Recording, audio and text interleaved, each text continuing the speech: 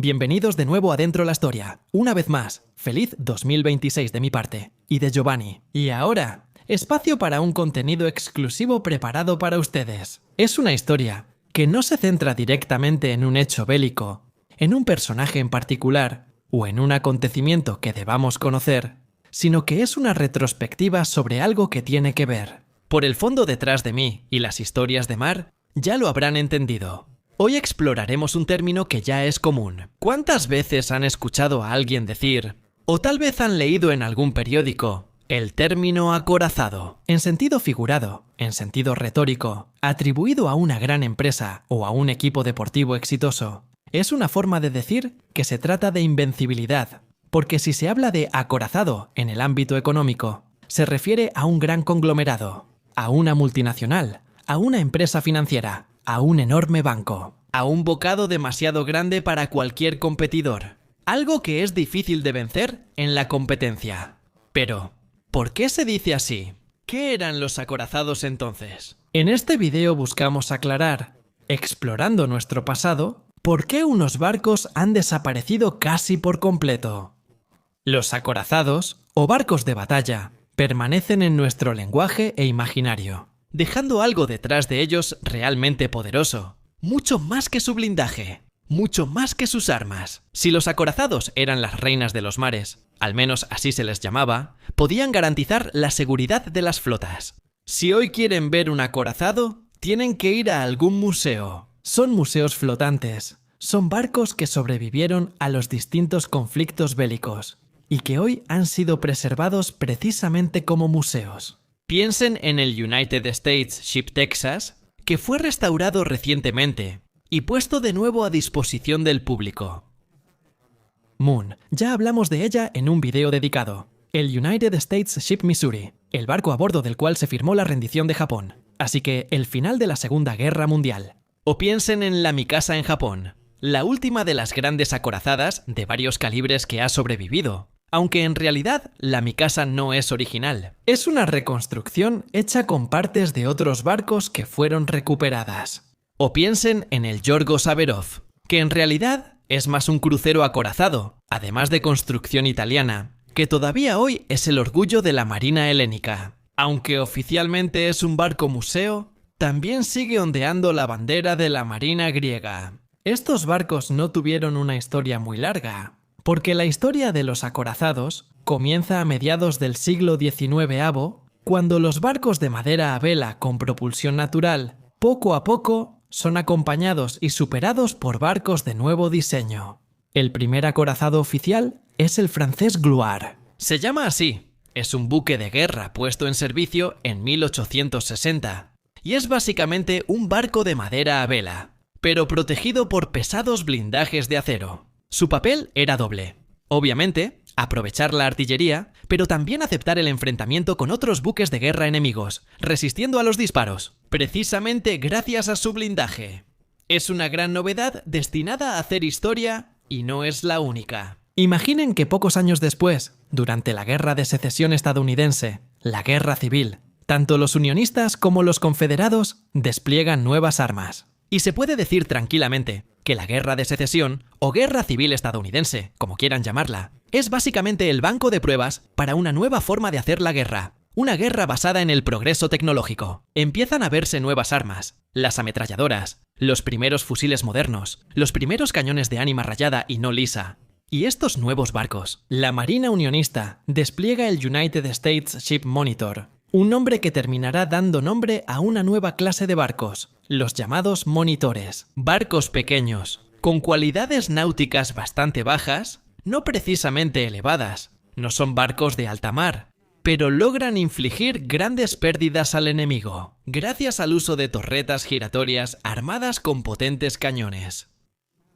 Los barcos serán destinados posteriormente a la defensa costera, a operaciones en zonas pantanosas o al apoyo a la infantería. Barcos que no tendrán una vida muy larga. Ya al inicio de la Segunda Guerra Mundial, es decir, ni siquiera 80 años después, serán muy pocos. Básicamente solo Inglaterra, por motivos defensivos, y parcialmente la Marina Real Italiana, mantendrán algunos en servicio. Pero no solo existen los monitores. La Marina Confederada, por ejemplo, literalmente recorta los barcos al ras del agua y los reconstruye como arietes blindados, con estructuras bajas, justamente, hechas de placas y fuertemente armados. Si queremos pensar en la unión de las dos filosofías, la del monitor, basada en torretas giratorias, y la confederada, basada en arietes blindados, de la síntesis de estas dos filosofías nace el acorazado moderno. El acorazado moderno es un barco diferente, que supera a los barcos de batalla a vapor, los barcos que también se verán en Lisa, en 1866, la terrible derrota de la aún jovencísima Real Marina italiana contra la Marina austrohúngara. Pero poco a poco, el desarrollo tecnológico se vuelve imparable, tanto que ya hacia finales del siglo XIX, la mayoría de las marinas europeas, y no solo ellas, empiezan a equiparse con barcos, ya no de madera, sino hechas de hierro, con varios grados de acero, equipadas con torres giratorias, aunque al principio de diferentes calibres, y alimentadas por calderas de carbón. La guerra en los mares ha cambiado muchísimo. Es una guerra en los mares que siempre se idealiza por grandes flotas, que deben enfrentarse en andanada, pero desde distancias cada vez más considerables. Imaginen que en 1870, Gran Bretaña lanza la clase Devastation, que todavía son barcos a vapor, pero sin velas. Se mantienen los mástiles, porque nunca se sabe. En caso de extrema necesidad, o de una falla en la sala de máquinas, todavía se podrían montar las velas. Estos barcos clase Devastation, con cañones en torretas, marcan tendencia. Es la llamada Fred Redknauf. En realidad, es una definición que llegará mucho después. Digamos, en 1870 hay que esperar casi 40 años para tener esa definición. Pero son barcos que normalmente presentan una disposición de dos torretas de artillería principal, una en la proa y otra en la popa, con otras torretas de calibre menor. Siempre funcionan como batería principal y están distribuidas por el casco. Es una disposición que se mantendrá hasta principios del siglo XX, y prácticamente todas las armadas del mundo se adaptan a esta construcción. Italia lanza la Duilio, distinta a la Duilio de la clase Doria, que llegará después y será un Dreadnought, un barco pequeño pero muy poderoso con dos torretas, con cañones de altísimo calibre. Al final, sin embargo, se opta por una batería principal compuesta por cañones que varían de 203 mm hasta 305 mm. Algunos usan el calibre 280, otros el 256, pero estos son los principales calibres. La verdadera revolución adicional, porque es una evolución revolucionaria, si aceptan el juego de palabras, llega con el nuevo siglo, con el siglo XX, y llega con una batalla, la batalla naval de Tsushima. Estamos en 1905 guerra ruso-japonesa. Japón, que aspira a convertirse en una gran potencia, ataca a Rusia, bombardea Port Arthur y después de un año de guerra logra obtener lo que quiere. Además, obtiene no solo conquistas territoriales, sino sobre todo el papel y el reconocimiento como gran potencia. Lo logra en Mukden por tierra y en Tsushima por mar, con la gran victoria del almirante Togo, basada así en el mayor conocimiento del mar, especialmente del estrecho de Tsushima. Sí, en la falta de preparación, en los graves errores cometidos por la Marina Imperial zarista, que despliega la flota del Báltico, no apta por las condiciones de los barcos para los mares tropicales, y agotada por una larguísima navegación para llegar al lugar de la batalla. Además, por el diseño de algunos barcos en su blindaje, siguiendo un esquema llamado campanatura, que era un esquema de tipo francés que preveía un revestimiento del casco, con blindajes más gruesos, pero en maniobras bruscas arriesgaban voltear los barcos. Pero en realidad, lo que determina la victoria japonesa es el uso de los grandes calibres. De ahí surge una segunda intuición, que es de un italiano, Vittorio Cuniverti, quien entiende la importancia precisamente de los grandes calibres. El Reino de Italia en ese periodo ya tiene investigación naval y construcción de barcos, pero carece de recursos financieros para apoyar los proyectos de Cuniverti, el cual hace algo muy sencillo: escribe un informe que se publica como artículo en una revista inglesa. Esa revista, leída y dirigida sobre todo al mundo de las marinas internacionales, provoca un estímulo, precisamente dentro de la Royal Navy, que toma inspiración y construye la Dreadnought, el primer acorazado monocalibre.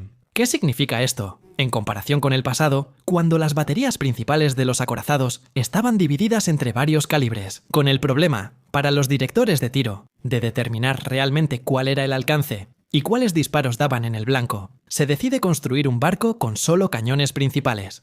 Solo los cañones principales, todos con una batería de 305 milímetros, siempre en torretas giratorias dispuestas a lo largo del casco. La revolución del Dragunov hace que todos los demás barcos se vuelvan repentinamente obsoletos con la aparición del Dragunov.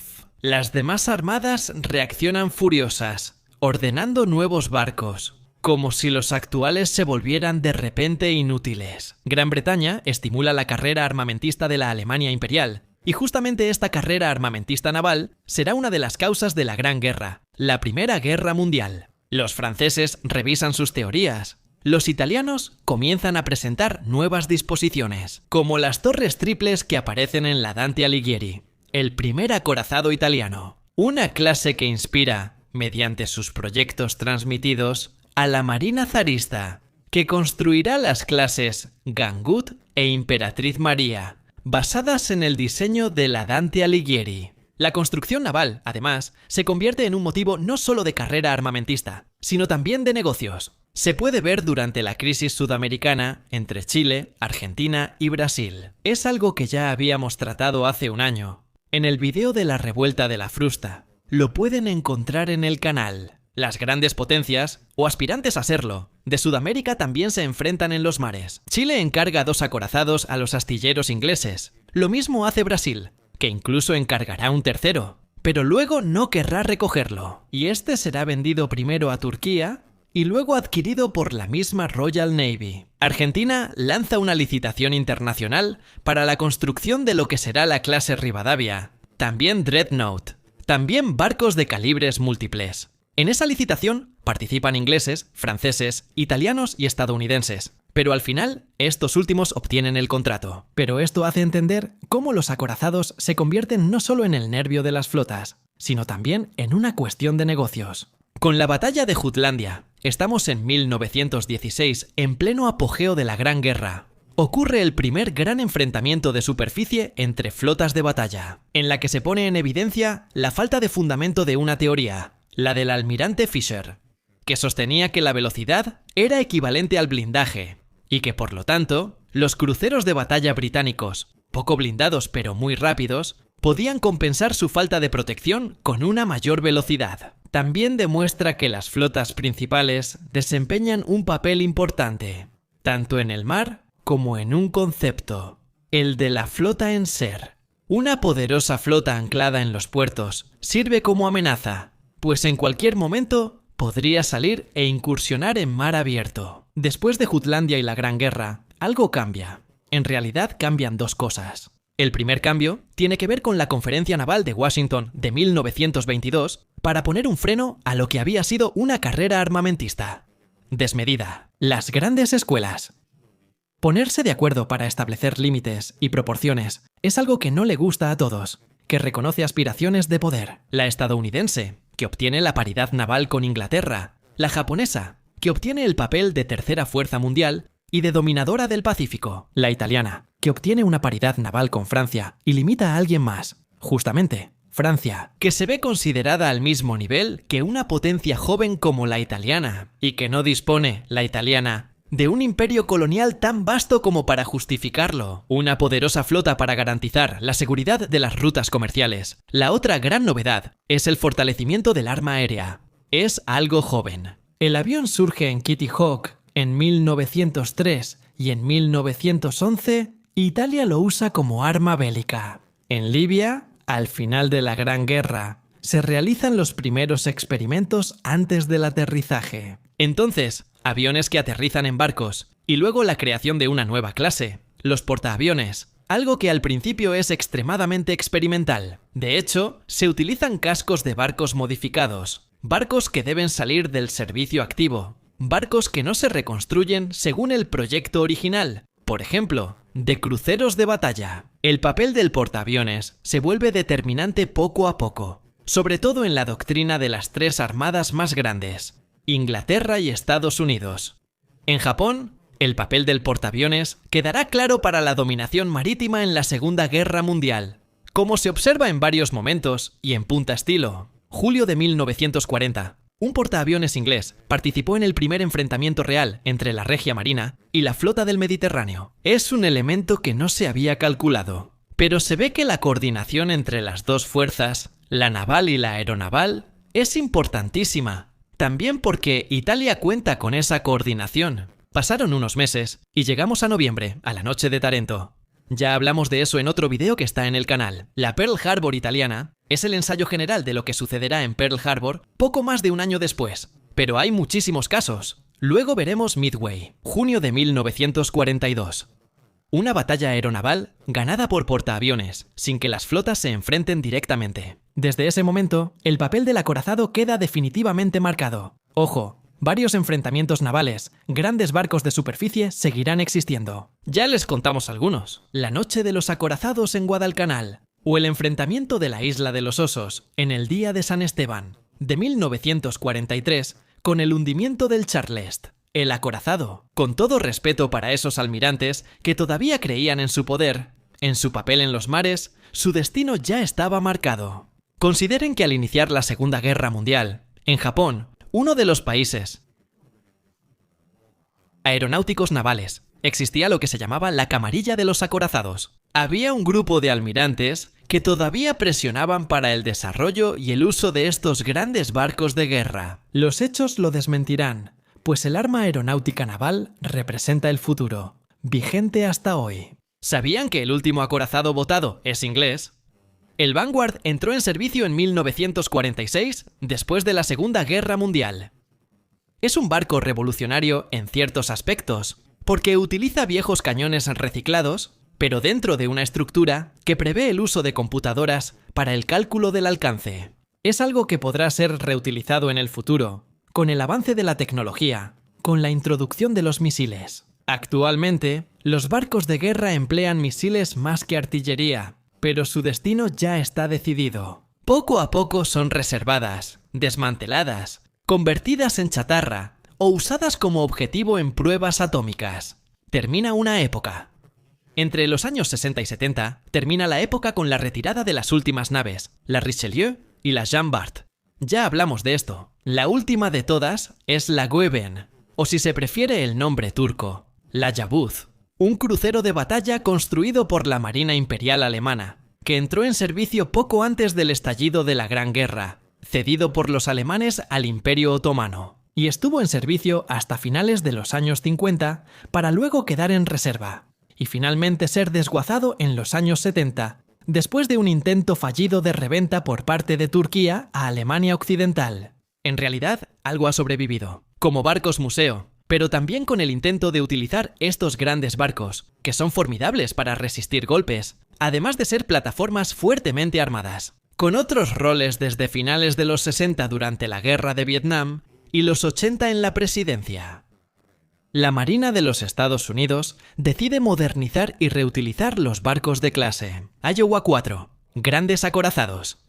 Los últimos 4 grandes acorazados de la Marina de Estados Unidos, poderosos, bien protegidos, excepcionalmente armados y versátiles. La misma clase Iowa es parcialmente reconstruida, porque algunas de sus artillerías secundarias son reemplazadas por sistemas de defensa avanzada, y a bordo también se instalan sistemas de lanzamiento permitidos de Tomahawk. Es la última evolución. Básicamente consiste en traer de vuelta a estos fascinantes y enormes dinosaurios para surcar los mares. Después de la guerra de Kuwait, a principios de los años 90, estos últimos grandes barcos regresan a casa a sus puertos para convertirse en museos. Y esto aún hoy. Se pueden visitar, ver, subir a bordo y tocar de cerca los estrechos espacios interiores, las torres de artillería y de mando. Ver cómo se vivía a bordo, imaginando una época no tan lejana, pero que ya pasó para la actualidad. Ya no se habla de barcos de guerra, ya no se habla de acorazados. Los cruceros ahora tienen un papel menor comparado con antes, y hasta las grandes flotas los usan cada vez menos. El papel principal ahora lo tiene la aviación embarcada y los misiles. Se usan portaaviones y se usan destructores, fragatas multipropósito. La guerra en los mares ha cambiado en nombre de una evolución continua, Pero hoy no debemos olvidar que esa evolución nació hace menos de 2 siglos, y desde entonces se ha vuelto rapidísima. Ha adquirido cada vez más velocidad, hasta desarrollar armas sumamente sofisticadas, y a dejar de lado, en poco tiempo, incluso aquello que hasta hace poco parecía avanzado y de vanguardia. Hoy queda ese nombre, acorazado, que usamos en sentido figurado cuando tenemos que referirnos a un gran equipo deportivo, a una multinacional o a una empresa. Éxito.